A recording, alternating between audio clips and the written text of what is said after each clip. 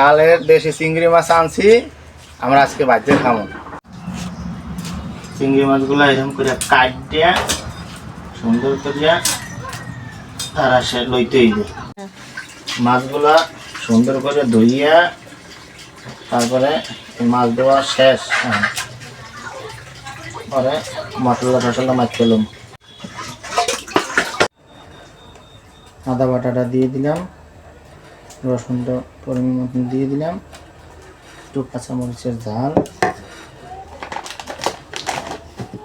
লবণ পরিমাণ মতন, একটু বেসন দিয়ে দিলাম, তারপরে 2টা ডিম ভাঙে বেসনের মধ্যে দিয়ে দিলাম,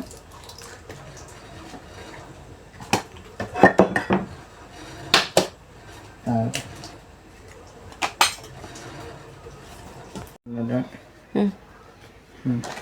ফিশ মশলাটা দিয়ে দিলাম সুন্দর করে,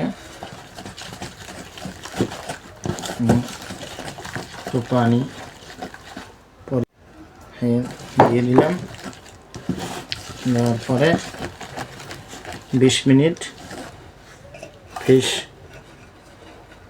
দিয়ে মাইকা মাছ করে পরে 20 মিনিট পরে আমরা ভাজবো। এখন আমরা ফিশ ফ্রাই করব। তেলটা কড়াইতে ঢেলে দিলাম।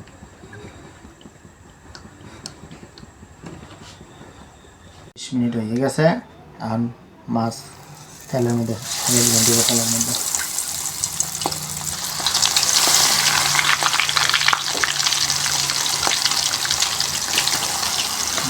ফিশ ফ্রাই ভাজা শেষ হয়ে গেছে, এখন নামাই ফেলাম। ফিশ ফ্রাই খাইতে আসি, অনেক মজা হয়েছে। কাকা অনেক মজা হয়েছে।